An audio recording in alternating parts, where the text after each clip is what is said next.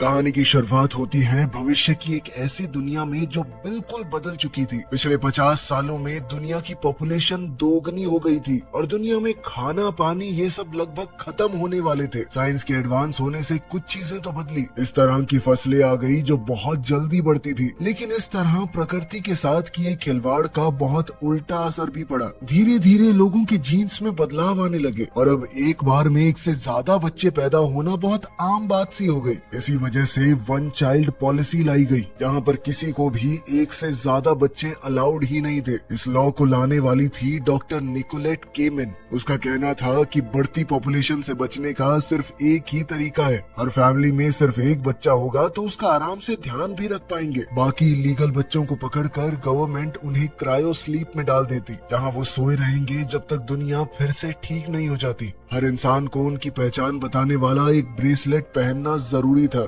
जिसमें उनका नाम, स्टेटस और डीएनए रिकॉर्ड रहता था। चप्पे चप्पे पर पुलिस खड़ी थी और लोगों को अपनी पहचान वेरीफाई करके ही जाने दिया जाता था और इलीगल पैदा हुए बच्चों पर स्ट्रिक्ट एक्शन लिया जाता। इसी नई दुनिया में एक आदमी है जिसका नाम है टेरेंस सेटमैन। उसकी बेटी ने एक जेनेटिक म्यूटेशन की वजह से एक साथ 7 बच्चों को जन्म दिया था। उन्हें जन्म देते हुए वो तो मर गई, लेकिन बच्चियां बच गई। उन 7 के चेहरे बिल्कुल एक जैसे थे। उनके पिता के बारे में कोई जानकारी थी नहीं, तो टेरेंस ने सोचा कि इन्हें मैं ही पालूंगा। हर एक लड़की का नाम उसने हफ्ते के एक दिन पर रख दिया, मंडे से लेकर सैटरडे संडे तक। टेरेंस ने उन्हें खास अपार्टमेंट में छुपकर बड़ा किया, जहां कोई भी शक न करे कि एक से ज्यादा लोग रहते हैं। हर दिन सिर्फ एक लड़की घर से बाहर जा सकती थी और उन सब ने मिलकर एक नई पहचान बनाई। घर से बाहर उनका एक ही नाम था, कैरन सेटमैन। बाहर वो कैरन थी, लेकिन घर में अपने आम तरीकों से जीती। इस तरह 30 साल बीत गए। अब वो सब बड़ी हो चुकी थी। सरकार का मॉनिटरिंग सिस्टम बहुत तेज था और उनकी पहचान सामने आने का खतरा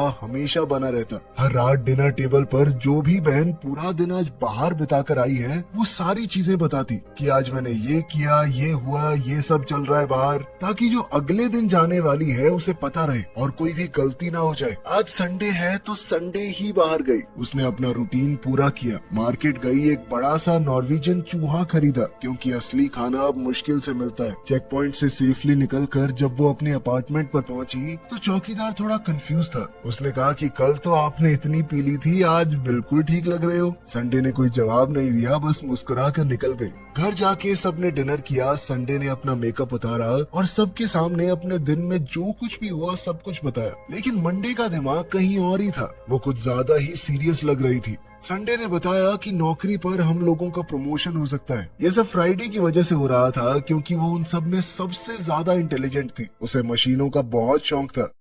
फ्लैशबैक में दिखाया गया कि कैसे टेरेंस ने उन्हें बचपन से ही ट्रेन किया था। उन्हें फिजिकल ट्रेनिंग, मेंटल डिसिप्लिन और छुपने के तरीके सिखाए गए थे। अगर उनके अलावा कोई भी इंसान घर में आता तो उन सबको 1 मिनट के अंदर छुप जाना होता था। सिर्फ एक लड़की को बाहर रहना अलाउड है। जब उन्होंने स्कूल जाना शुरू किया तब से ये कैरन वाला भेष चल रहा है। तब से ये रूल भी चल रहा था कि सिर्फ एक लड़की दिन में घर से बाहर जाएगी। अगला दिन आया और अब थर्सडे की बारी थी स्कूल जाने की। पहली बार इतने सारे लोगों को देखकर वो थोड़ा डर गई। उसके नाना टेरेंस ने उसका ब्रेसलेट पहले ही मॉडिफाई कर दिया था, ताकि उसकी पहचान आसानी से वेरीफाई हो जाए बिना किसी दिक्कत के। स्कूल जाने से पहले उसने थर्सडे को समझाया कि कुछ भी हो जाए अपनी बहनों के बारे में बात मत करना। वही रूटीन आज से 30 साल बाद तक चल रहा है, लेकिन अब हर बहन अपनी अलग पहचान के लिए तरस रही थी। हर किसी के अपने सपने थे, लेकिन उन्हें एक ही पहचान के अंदर जीना पड़ता था। सबसे ज्यादा परेशान थी थर्सडे। उसने एक बार बचपन में चुपके से घर से बाहर निकलने की कोशिश की थी,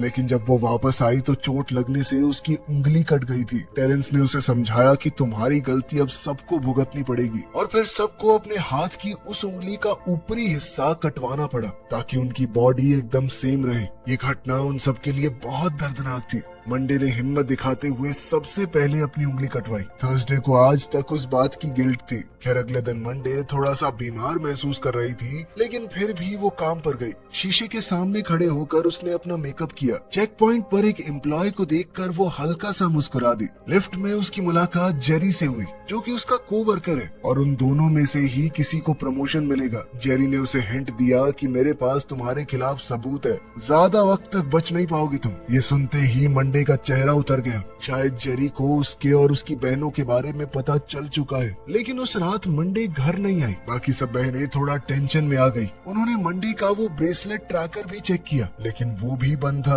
अब अगला दिन शुरू हो गया, लेकिन मंडे अब तक नहीं आई। अब बारी थी ट्यूसडे की बाहर जाने की। ट्यूसडे ने कहा कि जाना तो पड़ेगा, देखते हैं क्या माजरा है ये। घर से निकलते वक्त उसने थर्सडे से कहा कि सब एकदम नॉर्मल बिहेव करो, मैं कुछ पता करने की कोशिश करती हूँ। बाहर निकलते ही चौकीदार ने उससे कहा कि कल तो मैंने आपको वापस आते हुए नहीं देखा, आप कब आई? ट्यूसडे ने हल्का सा हंसकर कहा कि ध्यान रखा करो अपने आसपास, किसी दिन चोरी हो गई ना नौकरी से निकाल देंगे तुम्हें। इसके बाद उसने अपना ट्रैकर ऑन किया ताकि बाकी बहनें उसके आसपास की बातें सुन सके। ऑफिस में जाकर उसे पता चला कि कैरन यानी कि उन लोगों को प्रमोशन मिल चुका है, इसीलिए कल रात को सेलिब्रेट करने के लिए वो अपने फेवरेट बार में गई थी। ट्यूसडे ने देखा कि जेरी उसे लगातार देख रहा है। ब्रेक के टाइम पर वो उसी बार में गई जहाँ पर मंडे गई थी। उसने वेट्रेस से पूछा कि कल कोई और भी था क्या मेरे साथ? वेट्रेस ने हंसकर कहा कि तुम्हें याद नहीं है, तुमने तो बस एक ही ड्रिंक पी थी और फिर वो तुम्हारा कलीग है ना जेरी, वो तुमसे मिला था। असल में कैरन ने जेरी के साथ जाने से पहले काफी डिस्कशन की थी। उनके बीच एक तगड़ी बहस भी हुई, जिससे बाकी बहनों को भी शक हो गया कि जेरी उनका सीक्रेट जानता है। अब उनके पास कोई दूसरा ऑप्शन तो था नहीं, उन्हें सीधा जाकर जेरी से बात करनी होगी। तभी अचानक ट्यूसडे ने एक ब्लैक वैन देखी। दो आदमी उसके रास्ते में आ गए और उसे चुपचाप वैन में बैठने को कहा। जैसे ही वो अंदर गई, उसके ब्रेसलेट को डीएक्टिवेट कर दिया गया। अब बहनें उसकी लोकेशन को ट्रेस नहीं कर सकती। अब ट्यूसडे को ले जाया गया चाइल्ड एलोकेशन ब्यूरो में। एड्रियन नोल्स, जो इसी डिपार्टमेंट की सिक्योरिटी में काम करता है, उसने उसे देखा और उसके चेहरे पर चिंता साफ दिख रही थी। ट्यूसडे का डर और ज्यादा बढ़ गया जब उसका सामना डॉक्टर निकोलेट केमेन से हुआ। निकोलेट ने हैरानी से कहा कि पूरे 30 साल तक तुम लोग एक ही पहचान के साथ जीती रही, काबिले तारीफ है, काफी मेहनत लगी होगी नहीं? उसने कहा कि तुम्हारे नाना एक बेहद सेल्फिश इंसान थे जिसने 7 बच्चियों को छुपा कर रखा, और तुम सब ने दुनिया के लीगल सिटीजन्स का खाना जो पहले से कम है उसे छीना है। ट्यूसडे ने कहा कि ऐसा कुछ भी नहीं है, आप लोगों को गलत फहमी हुई है, लेकिन इसका कोई फायदा नहीं था। निकोलेट ने तुरंत ऑर्डर दिया कि बाकी 5 को भी ढूंढो। जब ये न्यूज घर तक पहुंची तो बहनों को रियलाइज हुआ कि अब वो 5 ही बची हैं।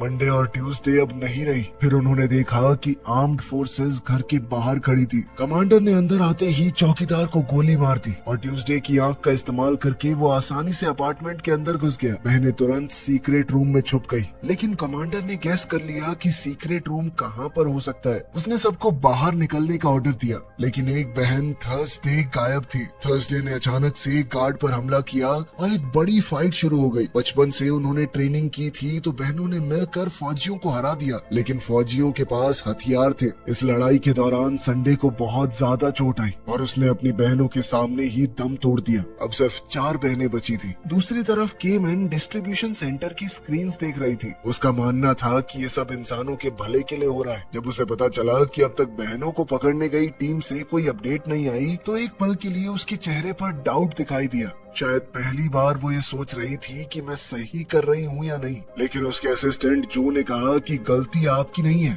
उन माँ बाप की है जो इलीगल तरीके से बच्चे पैदा करते हैं। एक बच्चा मिल तो रहा है सबको। निकोलेट ने ऑर्डर किया कि सबको ढूंढो और जेरी को खत्म कर दो। बहनों ने हिसाब लगाया कि जिस आंख का इस्तेमाल करके आर्मी अंदर आई थी वो ट्यूसडे की थी। अब उनके पास कोई ऑप्शन नहीं था। अपार्टमेंट से बाहर निकलते ही उनकी मौत पक्की है, क्योंकि हर जगह भर भर के सिक्योरिटी और डिटेक्टर्स लगे हुए थे। वेडनेसडे, जो कि उन सब में सबसे ताकतवर थी, वो तैयार हो गई जेरी से मिलने के लिए। उन्होंने प्लान बनाया कि वो वेडनेसडे के ब्रेसलेट के अंदर कुछ बदलाव करेंगे जिससे उन्हें लाइव फीड दिख पाएगी। फ्राइडे गैजेट्स के साथ बहुत अच्छी थी तो उसने आसानी से ये काम कर दिया। जब वेडनेसडे ने जेरी के ऑफिस में एंट्री ली तो जेरी थोड़ा चौंक गया, क्योंकि उसने आज तक कैरन को कभी भी बिना ड्यूटी सूट के नहीं देखा था। लेकिन उसे ये नहीं पता था कि एक स्नाइपर उसके पड़ोस की बिल्डिंग में उस पर आंख गड़ाए बैठा है। वेडनेसडे ने जेरी से कुछ सवाल पूछे। जेरी ने हिंट दिया कि अगर तुम प्रमोशन मुझे दे दो तो मैं तुम्हारा सीक्रेट किसी को नहीं बताऊंगा। ये सुनकर वेडनेसडे ने टेजर निकाला,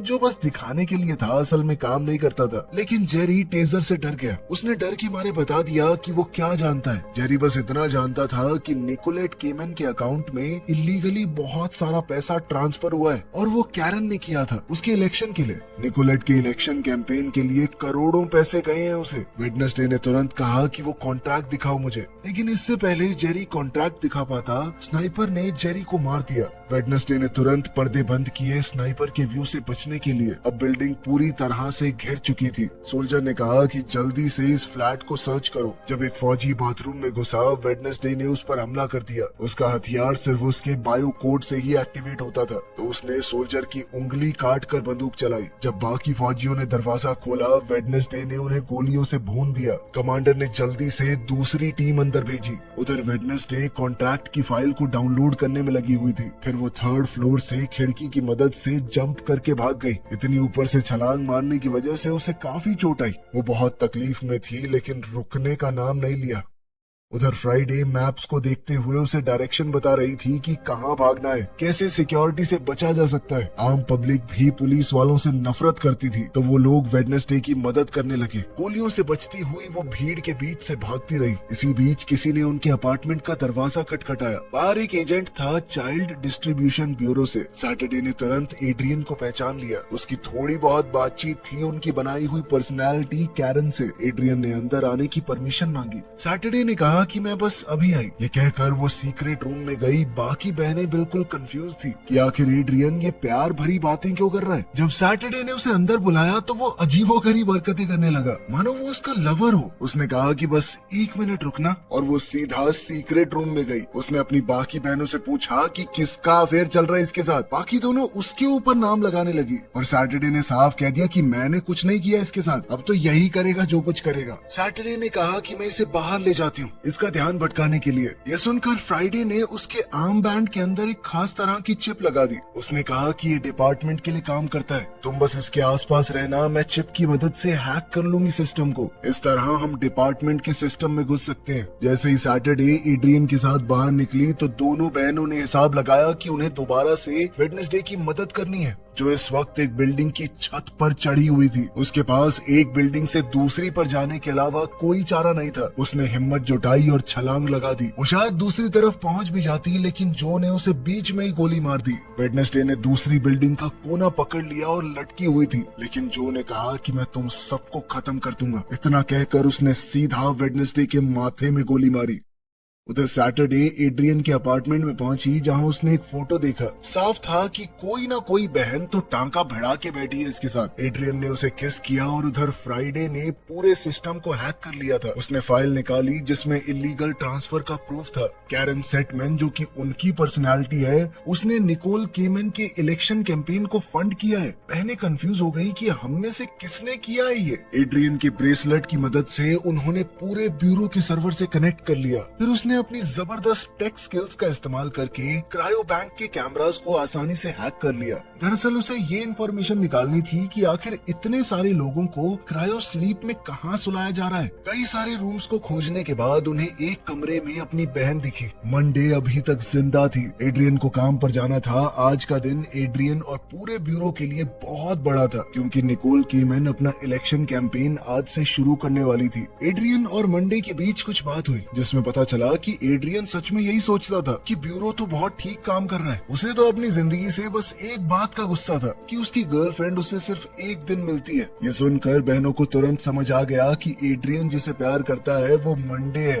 अब सबको लगने लगा कि डॉक्टर निकोलेट केमन असल में मंडे को ब्लैकमेल कर रही है, लेकिन शायद जरूर कोई मजबूरी रही होगी उसकी। उन्होंने फैसला किया कि वो अभी जाकर मंडे को बचाएंगे और केमन का असली चेहरा दुनिया के सामने ले आएंगे। अभी एड्रियन के फ्लैट में कुछ फौजी घुसाए और उसे बिना कोई बातचीत किए एक झटके में मार डाला। उनके अपने अपार्टमेंट पर भी हमला किया गया, तो बची हुई बहनें वहां से भागने की कोशिश करने लगी, लेकिन फ्राइडे ने जाने से मना कर दिया। उसने तय किया कि वो यहाँ रहकर सारे सबूत छोड़कर नहीं जाएगी। अगर इन लोगों को हमारी सच्चाई के बारे में पता चल गया तो ये हमें नहीं छोड़ेंगे कभी भी। कहाँ छुपेंगे हम। उसने माइक्रोवेव में कुछ गैस से भरे हुए कैन डाले और सारा डेटा, सारे सबूत अपने ब्रेसलेट के जरिए भेजने शुरू कर दिए। उसका आखिरी मैसेज था कि मंडे को बचा लेना और केमन को वक्त रहते रोक लेना। सोल्जर्स ने जैसे ही गेट तोड़ा, एक तेज धमाका हुआ जिसने पूरे फ्लोर को ही उड़ा दिया। थर्सडे शॉक में गिर गई। एड्रियन को रेडियो से धमाके की न्यूज मिली और वो तुरंत कैरन के घर गया। उसने जली हुई बॉडी देखी जिसे देखकर वो पागल हुआ जा रहा था। उसने अंदर जाकर अपने प्यार को बचाने की बहुत कोशिश की, लेकिन उसे रोक दिया गया। जब वो वापस अपनी कार में गया तो थर्सडे ने उस पर हमला किया। उसे लगा कि एड्रियन ने ही सबको धोखा दिया है, लेकिन एड्रियन के चेहरे पर कंफ्यूजन के अलावा और कुछ नहीं था, क्योंकि उसने तो कुछ भी नहीं किया था। वो सच में मंडे को चाहता था। तब थर्सडे ने उसे बताया कि हम 7 बहनें थी, जिससे तुम प्यार करते हो वो है मंडे, वो अभी भी जिंदा है। ये सुनते ही एड्रियन के अंदर फिर से एक उम्मीद जाग गई। अब दोनों एक साथ हो गए और दोनों ने मिलकर एक प्लान बनाया, और प्लान का पहला स्टेप था ब्यूरो में घुसना। उन्होंने ऐसा ही किया। एड्रियन ने एक नकली एजेंट का रोल किया जो थर्सडे की डेड बॉडी को ऊपर ले जा रहा है। अंदर जाकर थर्सडे को उनकी असलियत दिखाई दी, जिसे उन्होंने ब्रेसलेट में चुपके से रिकॉर्ड कर लिया। जो क्रायो कैप्सूल थे जिसमें बताया जा रहा था कि हम तो बच्चों को बस सुला रहे हैं, वो असल में जलाने वाली भट्टियां हैं। बच्चों को बेहोश करके जिंदा जला रहे हैं ये लोग। एड्रियन भी ये देखकर शॉक में चला गया। एक लेडी स्टाफ ने जब उसका बैग खोला तो थर्सडे झटके से उठ गई और उस औरत को ही फर्नेस में गिरा दिया। थर्सडे ने तुरंत सिस्टम को एक्टिवेट करके उसका तो मुर्ग अफगानी बना दिया। अब बाकी स्टाफ भी उन पर हमला करने आया, लेकिन थर्सडे ने उन्हें भी हरा दिया। वो अपनी बहनों में से सबसे ताकतवर थी। उन्हें वहाँ पर एक और बहन मिली जिसे वो मंडे समझ रहे थे, वो तो असल में ट्यूसडे थी। अब मंडे का कुछ भी अता पता नहीं था। वहीं दूसरी तरफ मंडे केमन के साथ बिल्कुल सेफ थी, और अब असल में सच्चाई सबके सामने आई। मंडे तो पूरा टाइम पहले ही केमन के साथ मिली हुई थी, और ये सब उसका ही मास्टर प्लान था। उसने अपनी बहनों को जानबूझकर कुर्बान किया ताकि वो अकेली कैरन सेटमैन बनकर रह सके। वो एक दिन नहीं बल्कि पूरा हफ्ता अपने लिए चाहती थी। थर्सडे अब बिल्कुल कैरन वाला भेस बनाकर केमन की कैंपेन इवेंट में चली गई। वहीं एड्रियन और ट्यूसडे ने मिलकर एक नया प्लान बनाया। ट्यूसडे ने एड्रियन को एक फेक हॉस्टेज बनाया ताकि गार्ड्स कंफ्यूज हो जाएं। उधर स्टेज के पीछे थर्सडे ने मंडे को देख लिया और सब कुछ साफ हो गया। उसे बहुत बड़ा धक्का लगा, क्योंकि बहनों ने मंडे को बचाने के लिए ही अपनी जान दांव पर लगाई थी, और वो उन्हें यहाँ पर धोखा दे रही है। और अपने इमोशंस पर काबू रखते हुए वेडनेसडे ने काम पर ध्यान दिया। उसने डेटाबेस एक्सेस करके लाइव स्ट्रीम चालू कर दी। पूरा सच दुनिया के सामने आने वाला था। मंडे को जब इस बात का पता चला तो उसने थर्सडे को रोका और कहा कि मैं एड्रियन से प्यार करती हूँ। कैरन सेटमैन हम में से सिर्फ एक ही हो सकती है। अब दोनों बहनों के बीच में लड़ाई शुरू हो गई। बाहर कीमैन लोगों को अपने प्रोग्राम के बारे में झूठ फैला रही थी। उधर एड्रियन भी गार्ड से लड़ रहा था, और अंदर बहनों के बीच जबरदस्त लड़ाई चल रही थी। एड्रियन ने सभी गार्ड्स को एक एक करके धूल चटा दी। उधर दोनों बहनें एक दूसरे को काफी चोट पहुंचा चुकी थी। अब उन दोनों में से एक कैरन बनकर क्राउड के सामने चली गई। तब तक लाइव स्ट्रीम पर सब कुछ चालू हो गया था। पूरी दुनिया ने देख लिया कि डॉक्टर केमैन असल में क्या कर रही है। वो जिंदा बच्चों को जला रही थी। ये देखकर सब लोग पूरी तरह चौंक गए। केमैन भी ये देखकर अपने होश लगभग खो चुकी थी। वो बस लोगों को संभालने के लिए इतना कह पाई कि उन्हें कोई दर्द नहीं हुआ। फिर कैरन सेटमैन ने अपनी विग उतारी। वो थर्सडे थी। तभी मंडे वहाँ पर बंदूक उठाकर आई, लेकिन इससे पहले वो गोली चला पाती, जो ने उसे गोली मार दी, और उसी वक्त एड्रियन ने गोली चलाकर जो को मार दिया। मंडे अब अपनी आखिरी सांसें ले रही थी। उसे वो दिन याद आया जिस दिन उन्होंने अपनी उंगलियां काटी थी। उसके नाना रोते हुए कह रहे थे कि मैं तुम सबको सिर्फ बचाना चाहता था। ट्यूसडे ने मंडे का हाथ पकड़ा। मंडे ने कहा कि मेरे बच्चों का ध्यान रखना। एड्रियन बुरी तरह रो रहा था। उसने मंडे से कहा कि मुझे छोड़कर मत जाओ प्लीज, लेकिन वो मर चुकी थी। इसके बाद लोगों ने प्रोटेस्ट किया और चाइल्ड डिस्ट्रीब्यूशन लॉ को हटा दिया गया। निकोल केमैन इस वक्त हिरासत में थी। हो सकता है उसे मौत की सजा मिल जाए। वहीं मंडे के ट्विंस को एक आर्टिफिशियल मशीन में रखा गया था। डॉक्टर्स ने ट्यूसडे की आंख को सही कर दिया, लेकिन अब उसने अपना नाम बदल कर टेरी रख लिया। थर्सडे ने वही अपना पुराना कैरन सेटमैन नाम रखा। वो ये भी समझ गई थी कि उनकी बहन मंडे उनसे नफरत नहीं करती थी। वो जो भी कर रही थी सिर्फ अपने बच्चों को बचाने के लिए था। वीडियो पसंद आई तो लाइक कर देना, चैनल को सब्सक्राइब कर लेना। मिलते हैं अगली वीडियो में।